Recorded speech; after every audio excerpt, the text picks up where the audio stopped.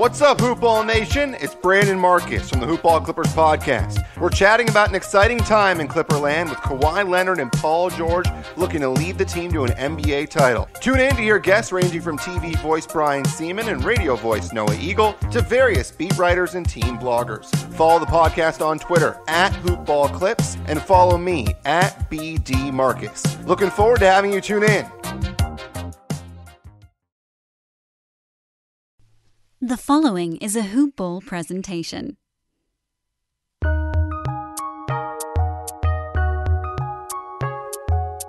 Welcome to the Fantasy NBA Today podcast.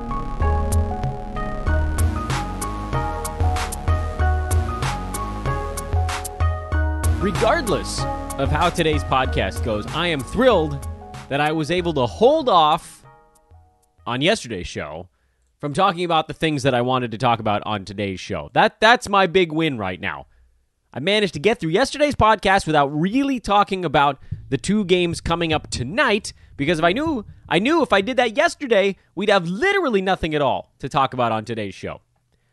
And then in the middle of the night, because, you know, toddlers and babies are all waking us up these days, I started to think about what on earth we're going to talk about now between the end of the finals and free agency. That's normally a time that we are working on team-by-team breakdowns, but we've already done that. And we had the resumption bubble. We managed to carve a few weeks out for that. Now we're talking betting, but that's going to be off the table. I might have to learn about some of these rookies. But that's not the Dan Besbris way. We don't pay attention to rookies here. We are not sidetracked by shiny objects. We will look with a concerned demeanor, a furrowed countenance, at old people playing basketball and why they're just so easy to find value there. Welcome to Fantasy NBA Today, everybody. Hold the fantasy.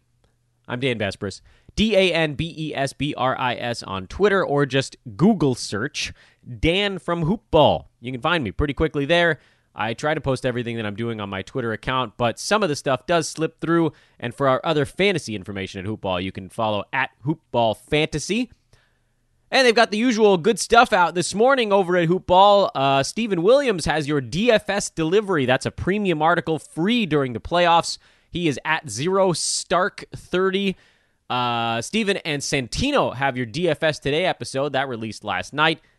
First thing this morning, the great Brad Harden, host of the Hoopball Hawks podcast, dropped a new episode that discusses Clint Capella's role as he gets healthy, a Giannis campaign the Hawks can try to wage, and of course, other players that Atlanta might look at with their sixth pick. Great new podcast here at Hoopball. One of many on a website that somehow, I don't know how we're doing it, but we're just growing through this ridiculous COVID year. Congratulations to everybody that's put out this amazing stuff, and you guys should check it out. Please do drop a 5-star review on all of these podcasts at Hoopball. It helps us immeasurably. If you haven't done one for mine, please do that. If you've already done one for mine, go do one for one of these other shows. I would thank you for that as well. I will thank you for that as well. For today's show, most of the content is going to be about the games coming up later on tonight. At 3:30 Pacific time, Boston and Miami, and at 6 o'clock Pacific time, Clippers and Denver in a Game 7. Let's do our traditional breakdown here and see if we can arrive at anything. Now, Game 1 is a hard one because it's a brand new series, and that's where you're feeling things out a little bit. One thing you'll notice, though, is that Miami-Boston has the exact same opening total as Clippers-Denver of 208.5. One of those is a Game 1, and one of those, by the way, a Game 1 expected to be sort of a feeler game where teams, they've been game planning, and Miami's been game planning longer than Boston has, but a lot of what you see in Game 1 are teams just trying to get a feel for what the other team's going to do. They go by what they did during the regular season. They build sort of a script out for that, and then you see how that works. Game 1s and 2s in these playoffs so far have tended to be the highest, generally, scoring games of series. Not the case in all of them, but it's been pretty close to linear in numbers coming down. So the fact that this is a total in the 2-0 anything is notable because we've had almost no totals under 210 early in series in the bubble at all. That last game, and, you're going back to whatever the heck it was that Friday? We go all the way back to Friday? Was that the last time? Yeah, 204 was the total. Boston-Toronto Game 7 on Friday was 204, and that was the lowest total of any game in the bubble, seeding or playoff games. Nothing else has even really been all that close. There was a Toronto-Boston game that opened up at about 209. That was the closest we got. So these games tonight, I believe, are the second and third lowest totals we've seen of any games in the bubble. Now, they could move prior to tip, and they probably will. My guess would be that they both end up ticking upwards ever so slightly. That's just the way totals work, especially when they come out this low. You've got to think people are going to be like, oh, 208, that's easy. They'll clear that with their eyes closed. Now, we have no data, really, to work off of with Miami-Boston. One of the ways that we've had a ton of success wagering in these postseason games so far, these series, is because the games are at a neutral site and they are every other day. So there's no change in peripheral elements in these series. Qualitatively, every game is the same as the game before, minus adjustments. The only change in a regular year, in a year where we're not all, you know what I mean, in a year that's not 2020, any other damn year besides this one, there are other things to consider in a playoff series, namely travel, home court. These are big factors. 2 days off, 1 day off. What's the schedule of a series? There might be 2 days off between games where teams can load up and guys can actually work their way back from injury at a normal clip. The fact that this is all uniform actually makes our lives really, really easy. Not so much for the side, because, the power rankings are power rankings, and the sides really haven't moved all that much in almost any of these series. They've held pretty steady because they find a number that splits the tickets and they can roll with that. The total, they're not splitting tickets. They're not. They are. Okay, so let me dial that back a little bit. They are. That's the goal. But they're not even the tiniest bit concerned with getting that number at the actual final total, at least not in the middle of these series. That's where we've been able to capitalize in a huge way, because mid-series, you're 2 games in. It's game 3 of whatever series you're working on. It's game 3. These teams have now seen each other twice. They're not going to any other different court, so it's not like role players are about to have their big breakout game in front of the home crowd that fires them up, and the home crowd gets all this extra energy and plays totally different for 3.5 quarters. No, it's the same thing. It's slightly different public address announcer and different faces on the digital video boards around the arena. But from an actual gameplay standpoint, the only thing that's changing is that these teams have 1 day in between games to figure out a better way to deal with the other team. And most of what these teams work on, specifically once you get towards game 3, is fighting what the other team does best on offense, trying to take away what another team's first and or second options are on the offensive side. The series that I've watched the closest, any of are things involving the Lakers, but I've watched almost every game in these playoffs. That happens Monday through Friday. I miss a few on the weekends, I'll admit that. There's just a lot of family things going on. But I watch almost every single game Monday through Friday, and I've watched a lot of these series pretty damn closely. The 2 Lakers series are the ones I'm going to fall back on. And then series with the Bucks and the Heat was Heat and Indiana. I watched a lot of those games really closely as well for whatever reason. I think that maybe just because the early games are ones that I'm almost always going to catch because it's mid-work day for me over here, so I can just throw it on and watch it while I'm doing stuff. The point of this is, actually, the Lakers series are a really good example. In game 1 of each of the Lakers' 2 series in this postseason so far, they've just sort of played and thought, all right, we're just going to play, and let's see if we can win this game straight up.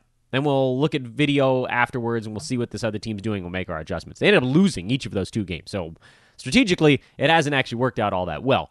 From that moment on, however, strategically, things have worked really well for the Lakers because they went to film and they saw, okay, this is what Portland wants to do predominantly. This is what the Rockets want to do predominantly. Let's figure out how we can deal with this. So they went to the board. Here's what we're going to do. Here's what we're going to do defensively. Lakers had to make some adjustments offensively as that series went on once they figured out how the Rockets were going to play them on defense. But in most of these series, what you've seen is a team figures something out, and then the series starts to grind a little bit. Teams don't want to allow fast break points. Easy buckets are a recipe for disaster. So you'll see teams drop back a little bit faster. You'll see teams take fewer chances on offense in the open court. They won't get those shots up real quick. They don't want to hoist. It doesn't happen that same way. Most possessions take longer. And as a series goes on, when you compound those decisions that teams are making with the fact that in the half court, most of these other opponents, they have a pretty good idea what's coming. And these teams are getting tired. They're playing the same damn team over and over again. It gets exhausting. You're trying to attack these little openings you can find. Every game just gets slower. I've said it before, I'll say it again. Throughout this postseason, the totals are chasing the real number. Series keep going under, totals keep getting lower. Throughout a series, just down it goes. Down, down, down, down the rabbit hole, or whatever you want to call it. We can go back weeks and just watch how it happened. These games that were expected to be extraordinarily high scoring, they just keep going under. Toronto-Boston. We go all the way back to September 3rd. Total was 217. It went to 207. 2 days later, total came down to 215. That game ended at 193. Total came down to 212. That game ended at 200. Then they went to double overtime, but that game actually ended at 192 before it went to double overtime. And then the last one, of course, first team to 91. First team to 90 was victorious, I should say. That game didn't even get to 180 points. Throughout the series, the pace slows down. So, I mean, what do we do with game one? Boston is favored by 1.5, total of 208.5. I'm inclined to bet game one of that series live. In-game stuff. We don't really know what schematically these two teams are going to do, unless you have someone on the inside, which I don't, that can ask someone in the Miami coaching staff and relay it to their betting buddies. What defense are you going to employ? How are you going to deal with Boston? What do you expect them to do for you? What is your attack mode? Miami, I'm guessing, will handle this series a little differently than they did the last one. Boston has more offensive options than Milwaukee did, but their lead horse, or horses, can space the floor better than Giannis can. So it'll be a little bit of a different look, I would assume, for Miami. You'll probably see a lot of switching, if I had to guess, since most of the players on Boston are wings anyway. And for Miami, their big man can switch out on wings, which is a nice advantage. So if Boston's running a pick and roll with Daniel Tice, they don't care. They could switch it. They could fight through it if they want. They could switch it. Either way, it's not a huge deal. How does Boston defend Miami? Well, for the Heat, that's a lot of floor spacing. That's been their big key here, is having a couple guys that can create and then a lot of guys that can shoot. And then Bam in the middle, who can pass well as a big man. I actually like Miami's look. I know Boston's favored by 1.5. Just from what we've seen these two teams do so far, Miami, it feels like, has pretty good tools for defending Boston. So I would lean ever so slightly to the Heat in this first ball game. We'll see how it shakes out. I probably won't bet before tip, but my guess is that Boston's going to get public money because they're the Celtics and they are the higher profile team, but I really don't know. And same deal with the total. I really don't know. Are these teams going to get out and try to get some easy buckets? Is that going to happen here in this game? Miami and Boston, neither one of those teams did any real glass crashing in those last series, largely because they couldn't afford to give up fast break points. Half-court defense, both those teams were stellar. Toronto and Milwaukee, they got most of their, I shouldn't say most of their points because that's just an inaccurate statement, but they would have preferred to get far more in transition than they did. Now, in this one, I don't think it's quite as critical. So maybe you see more glass crashing. Maybe you see more offensive rebounds and putbacks. Maybe you see more possessions as a result. I don't have a feel for the total in this game. I don't really know what it's going to be. I think I would lean ever so slightly to the over, but Boston could also be exhausted. I don't know. They might put up 85 and just go to sleep and then try to come back and win game 2. Miami's been resting for a long time. Does that mean they've been prepping, or they're kind of getting rusty? I'd leave this one alone. I'd leave this one alone until the game tipped, and then you can dive in partway if you want. By the way, before we break down game 2, I want to make sure you guys know all the lines we're getting, all the numbers we're getting, they are from our buddies over at mybookie.ag, the official online betting partner for us here at hoop-ball.com. They've got every sport you could possibly imagine. You can even wager on NBA 2K matches if you want. You can wager on Madden, video football, MMA, tennis, golf, soccer, baseball. You can play casino games. They've got those there. They have contests, football, basketball, table tennis, horse racing, NASCAR, F1, international baseball, boxing. If it's out there, you can bet on it at mybookie.ag. Make sure when you sign up, use promo code HOOPBALL on that third page of sign up, and that'll unlock a 100% deposit match bonus if you'd like to use it when you make your first deposit. So please do check out our buddies over at mybookie.ag. You got to make sure you're signed up for the next time they have one of those freebie plays. That's still the craziest damn thing I can remember seeing in betting over the last dozen years. I've been sports betting since I was 21, but I started handicapping in 2008, 2009, and that type of stuff just didn't happen until this last calendar year, basically. So the legalization of sports betting has made them now fight for your dollars, and MyBookie's doing that with all these different promos. So, if they're going to fight for you, let them win every once in a while. Get yourself a free bet. Right now, it's a deposit match bonus, though. Again, a coupon code is HoopBall at signupmybookie.ag. You bet, you win, they pay. The other game on the docket tonight, Denver and the Clippers, Game 7. Game 7. Clippers favored by 7.5 with a total of 208.5. And I know what everybody's thinking. Why is this line so damn high still? The Clippers have been summarily beaten each of the last 2 ball games after going up big. Back on Friday, they led by 16, lost by 6. On Sunday, they went up by 19 and lost by 13. A 32-point turnaround in the second half of that basketball game. I think they got outscored basically 60-30 in the second half of the game, which is just atrocious. The body language for the Clippers was god-awful. I mean, really, really bad. They had thrown in the towel by the time that game had ended. But here's the thing I actually want us to pay attention to. Forget the side for a minute, because I'm not a huge fan of betting sides here in these types of ball games, especially a Game 7 where everybody's just going to be winding up and punching each other in the mouth, and whoever can stand longer is the one that's going to win it. By the way, I do think the Clippers are going to advance. I don't know about a 7.5-point win, but they've shown the ability to get up by that. The question is, can they take Denver's punch? And so far, they haven't really, but they did win 3 games in this series, so it's not impossible. Looking back at the way this series has gone so far, Clippers, I believe, they won the opener back on the 3rd, a long time ago now. 120-97 was the final score of that ball game. But we're going to do a little bit of an exercise today.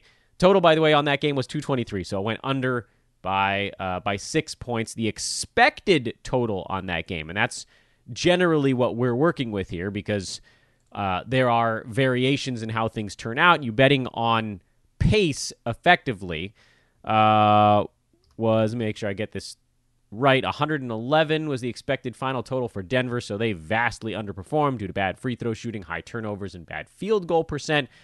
And for the Clippers on the other side, their expected total was actually lower, but they made so damn many shots. They didn't have as many free throws, but they made most of them, and so that allowed them to overperform. So it was 111.5 on one team and 104.5 on the other team. Final expected total was about 216, and ended at 217. So that was almost right on the mark. Game 1's expected final total was about 216. That's why in Game 2, I had an ever so slight lean to the under, I should say. The total was set at 224.5. And so I thought, all right, the last one should have been at 216. In fact, I think we bet this under, if I'm not mistaken. I talked about it on that Friday show on the 4th. I said, look, the expected total was 216 in the last one, and these theories have been slowing down, and the total is 8 points higher than that right now at 224. And sure enough, that next one ended at 211. So an easy under. Even though, by the way, Denver actually played at a pretty high clip in this second game. About the same as in the previous one, if I'm not mistaken. 111 was actually their expected final total. Again, they ended at 110 because they shot the ball better and didn't turn the ball over as often. The Clippers, on the other side, they had a truckload of possessions in this game. Turned the ball over a ton, shot the ball poorly, missed a ton of free throws. This was one where they actually vastly underperformed their expected number. That ended up being actually a pretty fast, high-tempo game that probably should have ended closer to 225 or 230. So we got a little bit lucky in that this was the rare time where a game 2 was actually significantly faster than a game 1. So you move to the next game. The total adjusts down to 220.5.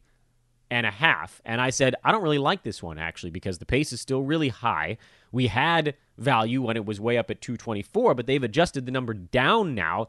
Even though the pace is moving pretty quick, I actually had a slight lean on that Monday to the over, and it ended up being a push. 113 to 107, 220 was the final total in that ball game. Clippers played at a pace of about 105 and overperformed. They obviously shot the ball very well. The Nuggets played to a pace of 111, so they were on target for 216 again and actually went slightly over the mark and got that ball game to a push. Would have gone even higher if the Nuggets had gotten any free throws in that game, but they did not. So again, the pace was right around 216. So game 2 jumped up. Game 3 came back down. Game 4, the total actually got adjusted up a little bit from 220 back to 221 or 222, depending on what sportsbook you were at. And so at that point now, we were looking at a huge value on the under. There was absolutely no reason why that total should have been adjusted up for the game back on September the 9th. I remember giving this play out on VSiN with our buddy Gil Alexander. I said I'm really confident that this one is going under because now we're starting to hit that part of the series where the games are slowing on a night-to-night basis. And boy, did they ever. Boy, did they ever. Clippers played to an expected pace of 103, which is way down for them now, and they underperformed that number. And Denver played to an expected pace of just 91. Yeah, really low, right? Real low. 95. And underperformed it. So even without the underperformance, this game was on target for 198 points. Wasn't even going to come close to that total of 221.5. This was one of the easiest ones we've seen, but that pace was also a little bit of an anomaly because the game was slower and the teams underperformed, meaning they were on target for only 198 points in this game and they undershot it. So then you go to the next one. Vegas brings the line down from 221.5 down to 216. They adjusted it down by 5 points finally, and it was that point that I was like, look, I think they may have finally caught up with it because every other game to this point has been on pace for about 216. We had that one anomaly. Game 2 was really fast. Game 5, I've lost track of the games. What was the one on the 9th? That was Game 4. Game 4 was really slow. But on average, these teams are playing in the 2 teens. That's sort of the target they've been going at. If you think the series is going to slow by a possession or two, maybe you had a tiny bit of value on the under, but we left this one alone. I said 216, I think, is really damn close to the real number. I had that graded out at about 213, and that's not enough room for me. As it turned out, it ended right on 216. Thanks to the fact that Denver in this ball game overperformed. They shot the free throws well. They didn't have many turnovers. They shot their field goals well. You roll that all together, that's an overperformance. 92 plus 12.5 is 104.5 was their expected final number. They had 111. Over on the Clippers side, their expected final number was about 106, and they underperformed by 1, so they were almost right on it. This one should have ended at about 210. So the pace was a little bit slower, but Denver shot the ball well. Clippers didn't, but they made a ton of free throws, or they made a lot of their free throws and didn't turn the ball over at all. So they maximized their possessions, and that's why this thing didn't go under by more, even though the pace was actually down a little bit. So the pace in that one slowed a little, down to 210 was our expected number. And then finally, this last game on Sunday, Denver won it, 111-98. Total was 214. It went under by a little bit. 209 was the final mark. But again, we're more concerned with what the expected number was. Clippers were expected to score about 104-ish or so points in this ball game. 104, 105, somewhere in that neck of the woods. They underperformed, not surprisingly. Yes, they shot the free throw well, but they shot the field goal percent number was extraordinarily low. Turnovers were sort of average, maybe a tiny bit better than average. That's why they were just a little bit under their expected number. Over on the Denver side, they actually overperformed because they shot 54% from the field in that ball game. Their turnovers and free throws were not outstanding, but they were kind of good enough. Denver was actually on target for about 101, and they did really well. So expected number in that game was about 206 or so. About 206. And it went over. It went to 209, but not by much. I mean, you can get a pretty good idea of how the final number parallels the expected number pretty close. So they should have been at 209. It should have been 206. They ended at 209. And now we move to this final game where they have now brought the number down. It's at 208.5, meaning there's just a little bit of room based on the pace from Game 6. Although, again, Clippers should have done better. Nuggets should have done worse. It sort of canceled each other out.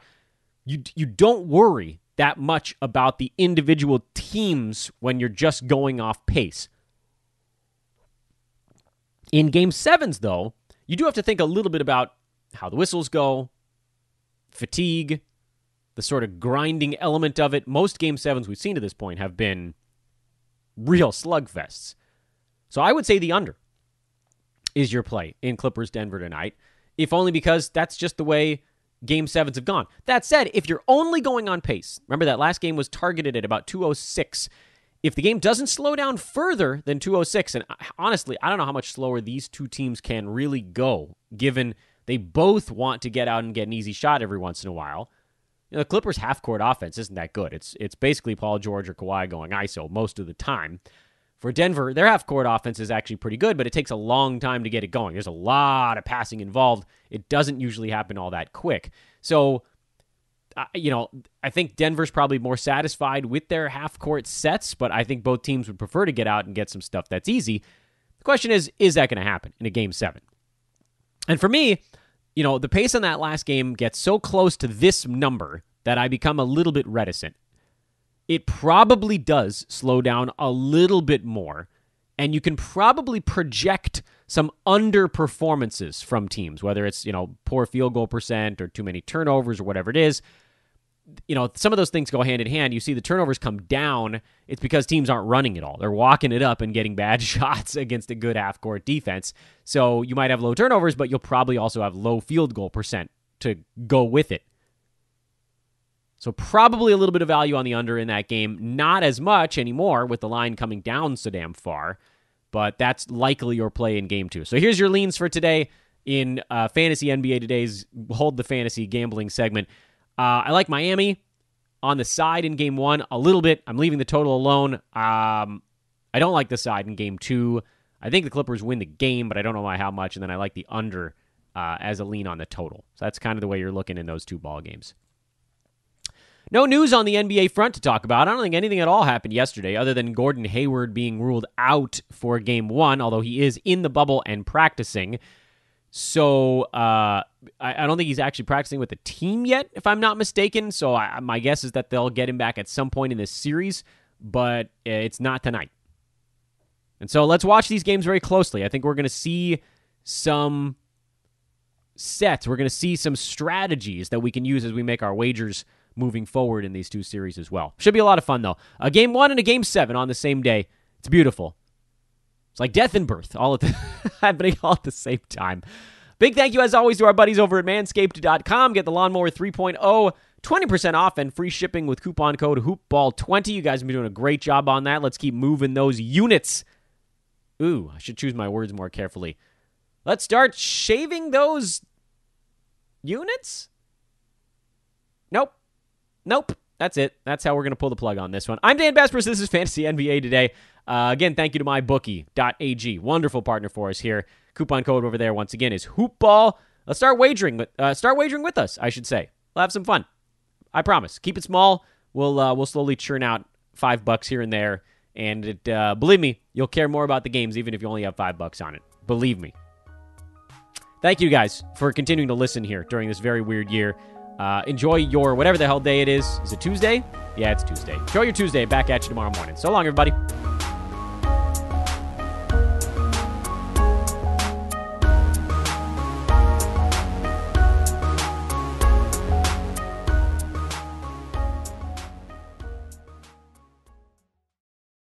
This has been a Hoop Ball presentation.